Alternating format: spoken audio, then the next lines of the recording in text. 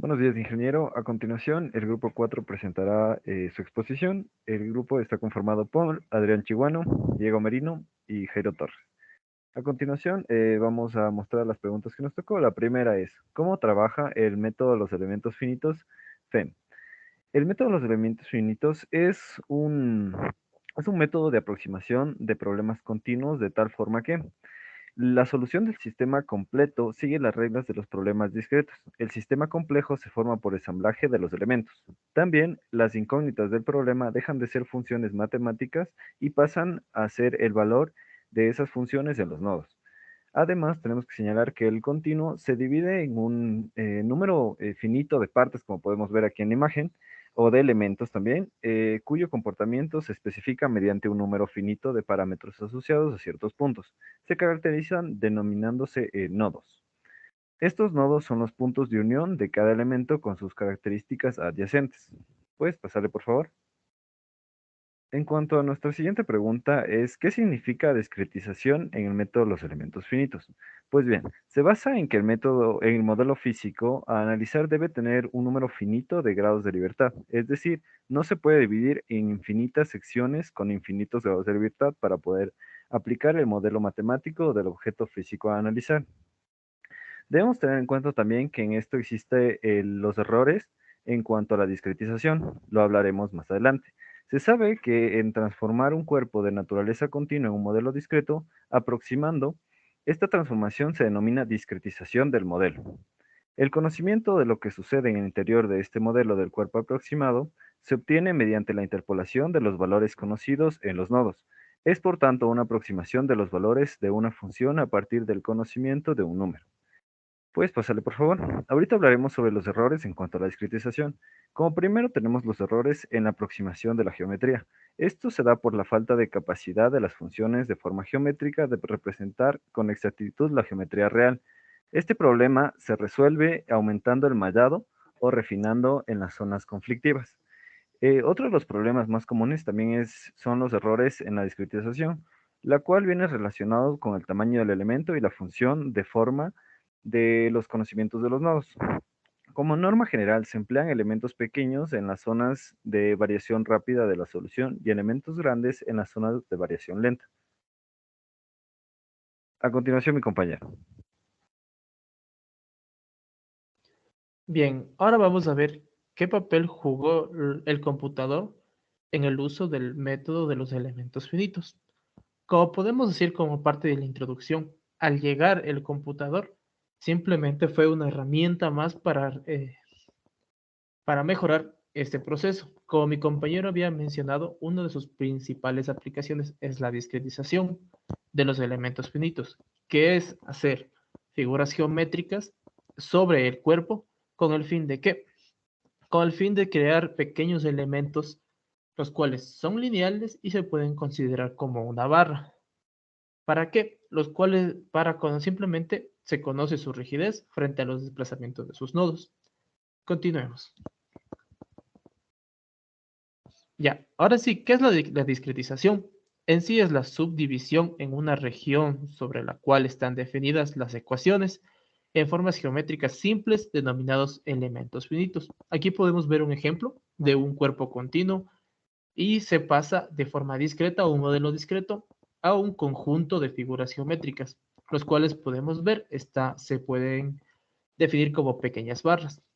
La ventaja de la discretización es que se puede resolver mediante el modelo matemático simplemente con los nodos en su parte exterior, es decir, se vuelve un problema de contorno, ya no como un problema físico, el cual involucra todo el cuerpo, sino un nodo sobre el punto en el exterior.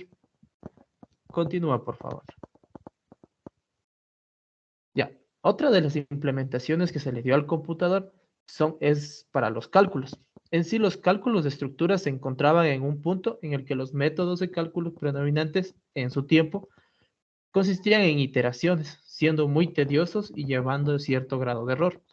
Además de que poniendo el ejemplo de las estructuras complejas o de varios pisos, podía llevar un tiempo significativo como días o semanas.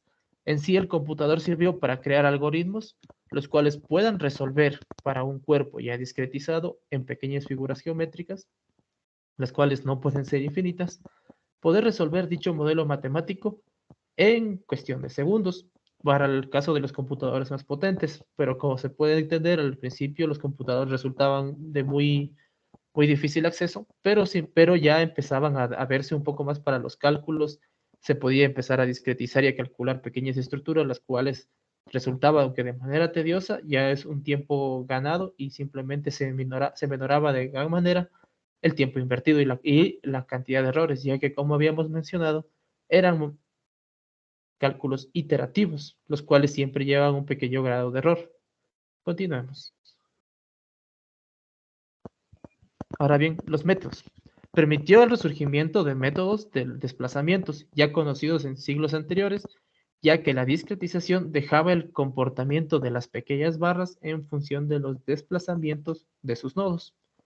Dichos métodos eran difíciles de aplicar, dado que al final conducían a la resolución de enormes sistemas de ecuaciones inabordables desde el punto de vista manual, como poniendo el ejemplo de un sistema discretizado. Como habíamos visto, se había generado una malla que por lo menos se podían observar de 20 a 30 figuras geométricas y tener que realizar por lo menos 3 ecuaciones por cada una de ellas, así sea de forma matricial, resultaba muy tedioso y también con la posibilidad de generar algún error sobre el análisis, dando como resultado un comportamiento equivocado. Continúa. Después de cierto tiempo empezaron a haber problemas, ya que con la ayuda de los métodos utilizados, que eran iterativos, se empezó a sobrecargar la memoria de los computadores, ya que con esto se empezó a desarrollar mejores métodos y mejores algoritmos para poder calcular dichas estructuras. Con esto se benefició ya que hubo el surgimiento de algoritmos más eficientes. En sí lo que se realizaron eran soluciones a problemas ya conocidos, a una cierta estructura ya delimitada, o por decir, existe un mallado el cual se puede hacer mayor número de mallas o menor número de mallas. ¿Qué quiero decir con esto? Es tener mayor número de figuras, sean rectángulos o triángulos, figuras ya conocidas, como unas menores. Y con esto se aumentaba o reducía el número de ecuaciones. Este algoritmo lo que permitía es que según el número de mallas, menorar el tiempo y así ser más eficiente para la solución de estructuras. Continuemos con mi compañero. Bien, la siguiente pregunta es, ¿cuál es la ventaja de formular el problema elástico utilizando los desplazamientos como incógnitas fundamentales? Bueno, para entender un poco la ventaja de esto, vamos a repasar un poco las ecuaciones que conforman en sí el problema elástico. Como podemos observar, el problema elástico se puede describir mediante 15 ecuaciones. Las ecuaciones de equilibrio, las ecuaciones de compatibilidad, de deformación, desplazamiento y las de ecuaciones de la ley de comportamiento lineal isótropa.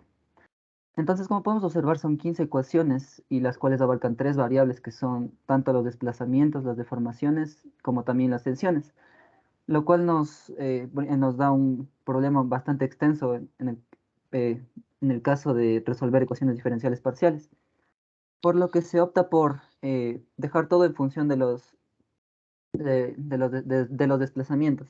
¿Cómo se obtiene esto? Pues podemos observar que la ecuación 3 relaciona las deformaciones con los desplazamientos. Entonces, la ecuación 2 a su vez relaciona las tensiones con las deformaciones. Entonces, si reemplazamos la ecuación 3 en las ecuaciones número 2, obtenemos las tensiones en función de los desplazamientos.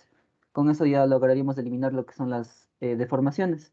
Y a su vez, si este resultado lo reemplazamos en las ecuaciones número 1, también eliminaríamos lo que son las tensiones, dejando todo en función de lo que serían los desplazamientos, obteniendo así las ecuaciones de Navier, que son, como podemos observar, 3 ecuaciones y todas en función de los desplazamientos, lo cual reduce el problema considerablemente. Bueno, el objetivo de esto es, como se dijo, reducir el tamaño del sistema de ecuaciones diferenciales, eh, eliminando dos de las variables que nos daban problemas, como son las deformaciones y las tensiones, y todo queda en función de los desplazamientos. Y para resolver esto, basta con aplicar operaciones algebraicas ordinarias y algunas derivaciones. Y una vez obtenidos los resultados de estas ecuaciones, ya obtendríamos los resultados de las otras anteriores 15 ecuaciones, lo cual resolvería el problema elástico. Eh, Esa sería la ventaja en cuanto a usar los desplazamientos como incógnitas. Y muy bien, esto ha sido nuestra exposición. Muchas gracias por su atención.